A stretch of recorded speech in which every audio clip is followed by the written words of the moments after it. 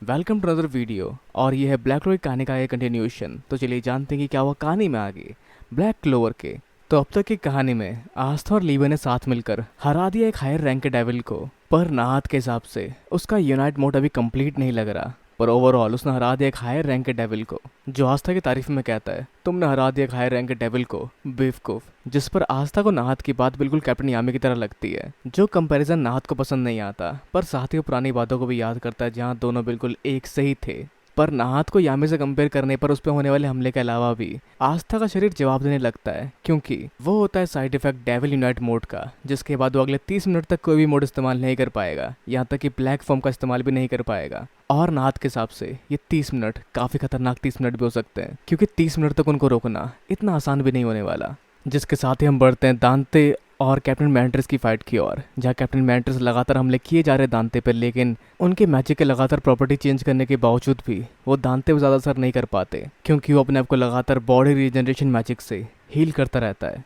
और आखिर में अपने एक वार से वो हराने वाला होता है कैप्टन मैंट्रिस को, लेकिन तभी उसके ऊपर एक फायरबॉल का वार होता है, जिसके साथ ही सामने आते हैं मागना और जोरा, जिनके कमज़ोर माना को फील करते हुए वो काफ़ी निराश होता है कि ऐसे कमज़ोर उस पर वार कर रहे हैं। जिस पर कैप्टन मैंट्रिस भी समझते हैं कि ये लो क्लास लोग हैं कैप्टन यामी के स्क्वाड से, और तुम ज़्यादा कुछ नहीं कर पाओगे, तो जल्दी यहाँ से निकलो। और दांते भी सेम यही कहता है, पर जिस पर मांगना कहता है कि मैं तुम्हें हराऊंगा और बचाऊंगा कैप्टन यामी को। जिस पर दांते का कहना होता है कि मेरे से कम माना वाले जैसे कैप्टन मैंट्रिस, उन्होंने मुझे एंटरटेन किया, लेकिन उसके बावजूद उनके सामने तुम्हारा माना बिल्कुल थोड़ा सा है, और ना ही तुम्हारे पास कोई एंटी मैजिक है और ना ही कोई स्पेशल एरकिन स्टेज का मैजिक, और अगर तुम दोनों साथ मिलके भी लड़ो तो मेरा कुछ नहीं बिगाड़ पाओगे। जैसे मांगना कहता है कि साथ में मैं अकेला तुम्हें हराऊंगा, जिस पर दांते कहता है मजाक मत करो, बात हो गया तुम दोनों का, मैंने कहा तुम दोनों साथ मिलके मुझे नहीं हरा सकते। जहाँ मांगना जानता है कि दांते काफ़ी स्ट्रांग है, जहाँ उसने लास्ट टाइम फाइट देखी थी दांते और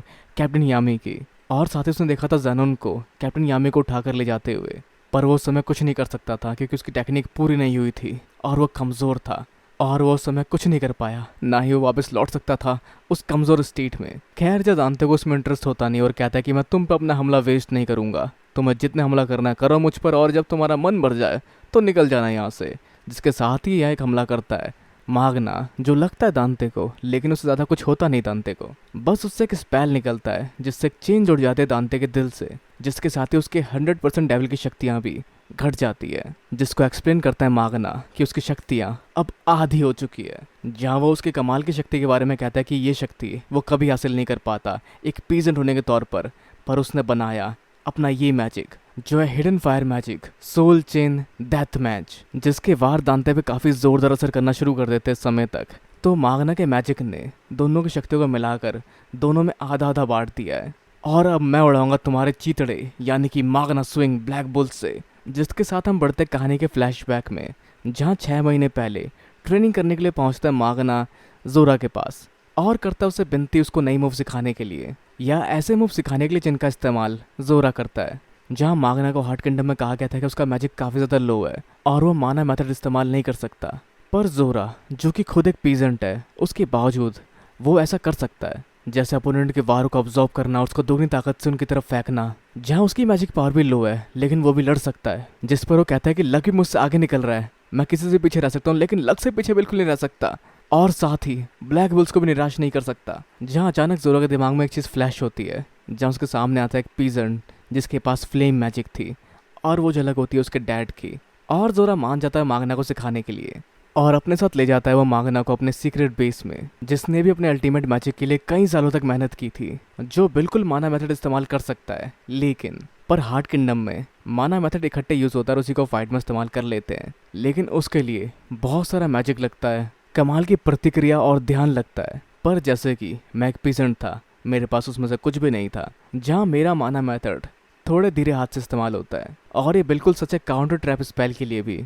और अब क्योंकि हम एक पीजेंट है तो हमारे पास कुछ एडवांटेजेस भी होते हैं। अब क्योंकि हमारा माना काफ़ी कमज़ोर होता है तो वो काफ़ी समय तक चिपका रहता है, जिसका मतलब हम बहुत सारा समय लेते हुए भी काफ़ी कमाल के और पावरफुल स्पेल माना मेथड स्टाइल में लिख सकते हैं और बना सकते हैं। पर ऐसा करने के लिए भी हमें माना के बारे में काफ़ी कुछ जानना पड़ेगा, जिसके लिए पढ़ना पड़ेगा, जो एक बोरियत से भरा धीमा प्रोसेस होगा। जिसके साथ ही वो जानता है कि मागना काफ़ी डम और इम्पेशेंट बंदा है, तो क्या वो कर पाएगा? पर मागना ने काफी ध्यान लगाया। उसने ध्यान लगाया कि अब तक वो माना बिना सोचे समझे इस्तेमाल किया करता था, लेकिन जितना उसने माना के बारे में जाना वो उतना ही सोचता रहा कि कौन सा स्पेल इस्तेमाल करूं, क्या बनाऊं मैं, कैसे सामने वाले का माना डबल करके उसकी तरफ फेंकूं, या क्या कर सकता हूं मैं। जिसने सोचा कि माना मेथड के बारे में, जिसको उसने डिस्कस किया जोरा से, और जोरा को लगा शायद ऐसा हो सकता है, पर जिसमें काफी समय गया मागना का, जिसने 6 महीने ले लिए मागना के इसको समझने और बनाने में। पर ये स्पेल सिर्फ उसका और उसी का है, जिसका इस्तेमाल कुछ ऐसा है कि दोनों बस जुड़ चुके हैं और दोनों की शक्तियाँ एक साथ जोड़कर आधी आधी बांट दी गई है। तो ये फाइट आगे कंटिन्यू होती है, जहाँ मांगना बताता है कि ये चेन हमारी सोल है, और अगर तुमने उसको खींच के बाहर निकाला तो तुम्हारी ऐसी तैसी हो सकती है। जहाँ खैर कैप्टन मैंट्रिस को विश्वास नहीं हो रहा कि एक पीसेंट ऐसा स्पेल कास्ट कर सकता है, जिस पर जोरा कहता है कि हाँ उसने ऐसा कर लिया है और अच्छा हुआ कि हम उससे दूर रहे। अगर हमने छेड़खानी की तो हो सकता है इस स्पेल का इफेक्ट काफ़ी हद तक चेंज हो जाए, मतलब हो सकता है कि दांते के ऊपर किए गए हमले उसको भी लग जाए। तो ये होगी उसी की खुद की अकेले की फाइट, जिस पर वो भी वार करता है मांगना के ऊपर, जिस पर मांगना कहता है कि क्या तुमने नहीं कहा था मैं तुम्हें जितना मर्जी वार कर सकता हूँ। पर दांते कहता है चुप करो तुम चोर। और दोनों की लड़ाई आगे कंटिन्यू होती है, जहाँ दांते के ग्रेविटी मैजिक का भी खासा असर होता नहीं मांगना पे, क्योंकि दोनों की शक्तियाँ काफ़ी तक सेम है, तो उसके वारों से बचना उसके लिए कोई बड़ी बात नहीं रह गई अब। पर दांते पे हो रहे मांगना के वारों को वो खुद हील कर सकता है, क्योंकि उसके पास है बॉडी रीजनरेशन मैजिक। तो मांगना उसको फिर भी नहीं हरा सकता, क्योंकि दोनों के मैजिक एट्रीब्यूट काफ़ी हद तक अलग है। पर फिर भी जोरा को उससे पूरा विश्वास होता है और वो कहता है कि इससे फ़र्क नहीं पड़ता कि तुम्हारा अपोनेंट कौन है, तुम्हें फिर भी नहीं हार मानना है। मांगना जो अपने एक जोरदार वार से दांते को नीचे गिरा देता है, जिस पर दांते गुस्से में आकर कहता है कि तुम्हारी हिम्मत कैसे हुई मुझे पीठ के बल गिराने की, और अब तुम मेरा सामना करो। जहाँ एक तलवार बनाता है ग्रेविटी मैजिक से और उससे मारना शुरू करता है मांगना को, लेकिन मांगना उन सबको डॉच कर लेता है और मांगना भी कई हमले करता है। पर दांते कहना होता है कि तुमने मेरी शक्तियाँ चुराई, अब हमारे पास बराबर शक्तियाँ हैं, पर मेरे वार तुम पे असर कर रहे हैं और तुम्हारे असर किए हुए वार मैं हील कर सकता हूँ, तो जीतूंगा तो फिर भी मैं ही। और जिस पर कहता है कि तुम जैसे एक तुच्छ प्राणी मेरे सामने कुछ नहीं कर सकता, तुम मेरी तरह सुप्रीम जॉय इंजॉय नहीं कर सकते। जहाँ मांगना ही मानता है कि वो एक पीजेंट है, वो नोबल या रॉयल की तरह कमाल का नहीं पैदा हुआ, ना ही लक की तरह जो वैसे तो एक कॉमनर था, लेकिन उसके पास कमाल की मैजिक थी और एल्फ रीइंकार्नेशन के बाद उसकी शक्तियाँ और बढ़ गई। ना ही वो आस्था की तरह है जिसके पास बिल्कुल कोई मैजिक नहीं है और वो भी एक पीजेंट है, पर उसके पास है एंटी मैजिक स्वॉर्ड जो काफ़ी कमाल है। पर जो मेरे पास है उसमें हम बढ़ते हैं उसके पास्ट में, जहाँ वो बात करता है कैप्टन यामी से, जहाँ वो हार्ट किंगडम से निराश होने के बाद जब वापस आता तो पूछता है कैप्टन यामी से कि आपने मुझे अपना स्क्वाड क्यों ज्वाइन करने दिया। जिस पर कैप्टन यामी कहते हैं शायद इसलिए कि हम दोनों के सेम गोल्स है, और हाँ क्योंकि तुम काफ़ी बहादुर लगते हो। जिस पर मांगना भी कहता है कि मैं कभी नहीं हारता जब भी बात बहादुरी दिखाने की हो, और मैं नहीं हार सकता। मैंने इस स्पेल को सीखने के लिए अपने दिमाग की भजिया बनाई है और इसके साथ पागलों की तरह ट्रेनिंग की है, तो तुम्हारा कोई हक नहीं बनता कि तुम इसकी कमियां निकालो। और दोनों की धुआंधार फाइट आगे कंटिन्यू होती है, जहां मांगना जीतने की पूरी तरह से होड़ में होता है, पर आखिर में दांते कहता है अच्छी कोशिश थी, पर तुमने देखा कि तुम मेरी बराबरी नहीं कर सकते, चाहे तुम कितनी भी कोशिश करो तुम मुझसे निचले ही रहोगे, ये सब कुछ बेमतलब था। पर अगले ही पल उसका डेविल यूनाइट मोड खत्म हो जाता है, जिस पर वो हैरान होकर मांगना से पूछता है हाँ तुमने क्या किया इस बार। जिस पर मांगना कहता है कुछ भी नहीं, हम दोनों का ही माना खत्म हो गया है। जहाँ उसके इतने पावरफुल होने की वजह से उसने कभी फील नहीं किया कि माना खत्म होना कैसा लगता है, और ना ही वो आज से पहले कभी अपने बराबरी वाले बंदे से लड़ा था, जिस लड़ाई में उसका काफ़ी सारा माना गया और साथ ही उसका और लूसीफर का कनेक्शन भी टूट गया। तो अब वो कोई भी स्पेल इस्तेमाल नहीं कर सकता, किसी भी तरह का मैजिक इस्तेमाल नहीं कर सकता। जिस पर वो कहता है कि तुम भी नहीं कर पाओगे, लेकिन तभी अगले पल एक वार आता है मांगना का जो उसका जबड़ा तोड़ देता है, जिसके साथ ही दांते मुक्केबाजी पे आ चुका होता है, क्योंकि वो हारना नहीं चाहता किसी नोबडी से। पर मांगना भी बिल्कुल नहीं हारने वाला उससे। खैर जहाँ तभी बाकी ब्लैक बुल स्क्वाड के लोग भी आते हैं, जिसमें शामिल होते हैं नाहत, लक और आस्था भी, जो सब देख के हैरान होते हैं कि यहाँ हरा दिया है मांगना ने दांते को, जो जीतने के बाद चीखता हुआ गुहार लगा रहा होता है। तो उसके साथ ये जीत होती है मांगना की, जो थके होने पर गिरने वाला होता है, जिसको संभालता है जोरा, जो कहता है थैंक्स जोरा भैया। जिस पर जोरा कहता है कि तुम भैया किसको कह रहे हो। पर खैर यहाँ होता है भरत मिलाप बाकी ब्लैक बुल्स वाले मेंबर्स का, जहाँ आस्था भी अमेज होता है कि तुमने ऐसे शख्स को हरा दिया जिसको कैप्टन यामी और मुझे हराने में काफी समय लगा था, तुम कमाल क्यों मांगना। जिस पर मांगना ही फ्लैक्स करता है कि अपने सीनियर को कभी अंडर एस्टिमेट मत करना, और लक भी कहता है कि मैं तुम्हारे साथ फ्यूचर में लड़ने के लिए उतावला हूँ। जिसे मांगना कहते हैं कि जीतूंगा तो फिर भी मैं ही। जिसे कोने में बैठे हुए देख रहे होते हैं कैप्टन मैंट्रिस और कहते हैं कि मैं भी एक ऑर्डिनरी पर्सन हूँ और एक कैप्टन हूँ, जहाँ मेरे कॉमनर होने के बावजूद भी मैं आज तक किसी नोबल और रॉयल से नहीं हारा, जिन्होंने कई सारे और कॉमनर्स को चुना ग्रीन मैंट्रिस में। पर जब भी वो नास पिटा यामी अपनी टीम में किसी कॉमनर को जोड़ता है तो वो कॉमनर कमाल ही कर देता है। और वो आगे कहते हैं, दत्त मुझे कमाल की फाइट देखने को मिली। अब खैर नाहद भी इस फाइट को देख के काफी तक अमेज होता है, क्योंकि मांगने ने डार्कट्राइड को हराया 100% पावर के साथ, जो इक्वल है हाईएस्ट रैंकिंग डेविल के। तो खैर आगे मॉरिस भी देख पाता है कि डेविल की संख्या काफी तक कम हो गई है, तो दांते हार चुका है। किसने हराया होगा उसको, उसकी मैजिक पावर कैसी होगी, ये थोड़ा बहुत इंटरेस्ट खींचती है दांते का। तो क्यूलीपोथ की फंक्शनिंग काफी तक गरी होगी, जैसा मानना होता है नाहद का। पर इसे पूरी तरह से रोकने के लिए बाकियों को हराना पड़ेगा। तो आगे नाहद देता है उनको कुकीज हील होने के लिए, जहाँ कुछ ही कुकीज बची होती है। खैर जिसे खा के वो लोग तैयार होते हैं आगे बढ़ने के लिए, जहाँ यहाँ मौजूद तीनों ही तैयार होते हैं कैप्टन यामी को बचाने के लिए।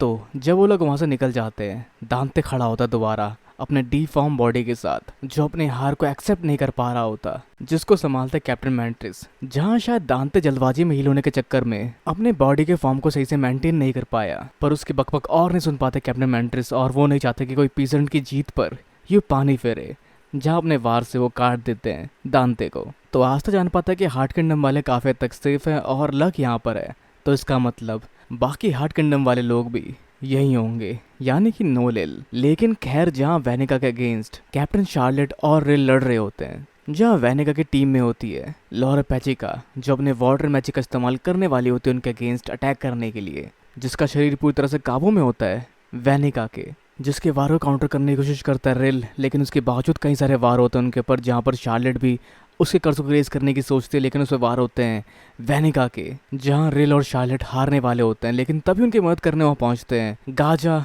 और नोलिल, जहाँ नोलिल आई अपना बदला वेनिका से लेने के लिए, और गाजा रोकता है लॉरा पैचिका को।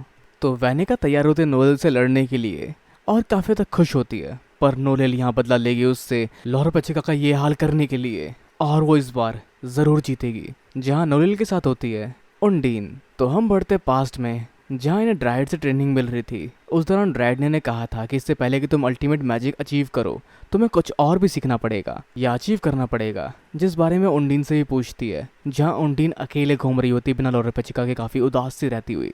तो लॉरा पैचिका के ऊपर लगे कर्ज के वजह से उंडीन टेम्पररी उसके कॉन्ट्रैक्ट से अलग हो जाती है, जहाँ वो किसी और ग्रूमर में आ जाती है जो क्वालिफाइड हो, और वो होती है नोलिल। पर खैर सच ये है कि वो नहीं चाहते कि किसी इल मैनर्ड चिल्लाने वाली लड़की जैसे नोलिल है वो उसकी होस्ट बने। उसे बस लॉरा पैचिका जैसा ही कोई चाहिए हमेशा के लिए, जिस पर दोनों की थोड़ी सी बहस होती है। लेकिन खैर जब दोनों शांत होते हैं और बताना शुरू करती है उंडीन कि जैसे वेनिका ने एक सुप्रीम डेविल मैगिकुला को मैनिफेस्ट किया है, जिसको कोई एर्किन स्टेज वाला शख्स ही हरा सकता है, लेकिन उसके अलावा भी एक और पॉसिबिलिटी है, जो है एक ऐसा स्टेज जिसको सिर्फ स्पिरिट होस्ट अटेन कर सकती है, जो किसी भी नफरत को मिटाकर डिस्ट्रॉय कर सकते हैं डेविल को। बिल्कुल सही कहा ना, जो ये सारी बातें ड्राइड बता रही होती है। और हाँ, उंडीन ने सच छुपाया था लॉरा पैचिका से, और उसे कभी बताया ही नहीं सेंट स्टेज के बारे में। या वो बता सकते थे कैप्टन फिंगलियन को या यूनो को, या फिर लॉरा पैचिका को भी, जिसकी शक्तियाँ काफ़ी कमाल की है, वो भी तो सेंट स्टेज में जाके लड़ सकती थी। जिसके बाद उंडीन बताना शुरू करती है बहुत समय पहले, जब पहली रानी उसकी होस्ट बनी थी, और जिस समय से उनके साथ मिलकर उसने प्रोटेक्ट किया हार्ट किंगडम को, क्योंकि उसको भी हार्ट किंगडम के लोग काफ़ी पसंद थे। लेकिन एक लंबे समय के बाद वो मिलती लॉरा पैचिका से, जो अपने बचपन से ही काफ़ी ज़्यादा मैजिकल पावर से भरी हुई थी, जो अगली रानी बनने के लिए बिल्कुल सही थी। लेकिन उनके अंदर एक चीज़ बाकी रानियों से बिल्कुल अलग थी, क्योंकि लॉरा पैचिका कोई भी अटैक स्पेल बिल्कुल नहीं सीख पाई, जिनके पास सिर्फ एक ही अटैक स्पेल था, और वो था नाइट डॉल्स बनाना, और उससे ऐसे स्पेल करना जो दिखने में एक अटैक स्पेल की तरह लगे, जिस वजह से वो कभी भी एक सेंट स्टेज तक नहीं पहुंच सकती थी और किसी डेविल्स को नहीं हरा सकती थी, क्योंकि वो लड़की काफ़ी ज़्यादा रहमदिल थी। जहाँ लॉरा पैचिका ने यह भी कहा था कि मैं कोई अटैक स्पेल नहीं सीख पाई, मैं एक राजकुमारी के नाम पे फेलियर हूँ ना। जहाँ उंडीन ने कहा यह बिल्कुल सच नहीं है लॉरा पैचिका, तुम्हारी रहमदिली मेरा गर्व और खुशी है। जिस पर लॉरा पैचिका ही पूछती क्या सच में, और जिसके बाद से उंडीन ने उसे कभी नहीं बताया सेंट स्टेज के बारे में। हाँ, ये हो सकता है उंडीन की मतलबी इच्छा हो, भले ही तब जब डेविल की होस्ट स्पेड किंगडम में आ चुके हों, भले ही तब जब वेनिका उसके पीछे आई थी। मैं बस लॉरा पैचिका को लड़ाई से दूर रखना चाहती थी। मैं चाहती थी कि वो दयालु बने रहे, पर बदले में हुआ क्या, वो कर्ज हो गई और आखिर में किडनैप। मैं गलत थी। जिस पर नोलिल कहती है हाँ ये गलत था उसे सेंट स्टेज के बारे में ना बताना, पर ये सब तुमने अपने रहमदिली के चलते किया। रहमदिल होना, किसी के बारे में सोचना, ये चीज़ें गलती कैसे हो सकती है। जहाँ नोलिल कहती है मैं जानती हूँ हम दोनों की नहीं बनती, पर हम दोनों का गोल सेम है। हम दोनों मिलकर हराएंगे वेनिका को और बचाएंगे लॉर पेचुका को। और जहाँ हम देख पाते हैं वेनिका के इन्फ्लुएंस के वजह से लॉर पेचुका कमाल कमाल के अटैक स्पेल कर रही होती है और चैलेंज करती है साथ ही नोएल को भी लड़ने के लिए। जहाँ नोएल गुस्से में आगे बढ़ती है, जहाँ वैसे वेनिका भी काफ़ी हद तक एक्साइटेड होती है उसे लड़ने के लिए, पर नोएल को उसकी एक्साइटमेंट बिल्कुल पसंद नहीं होती, जो उसकी बदतमीजियाँ उसको गिनवा कर उसको हराने जा रही होती है। जहाँ सामने आता है स्प्रिट डाइव, सेंट वल्कायरी आर्मर। तो क्या होगा आगे, अब कैसी जाएगी लड़ाई नोएल और वेनिका की, जानने के लिए को वेट करना पड़ेगा इसके नेक्स्ट पार्ट का। तो खैर इस वीडियो से जुड़े अपने विचारों में नीचे कमेंट बॉक्स में ज़रूर बताओ। इस वीडियो को लाइक, शेयर और चैनल को सब्सक्राइब करना भी बिल्कुल ना भूलें। तो अगली मिलते हैं अगली वीडियो में। Sayonara and have a nice day.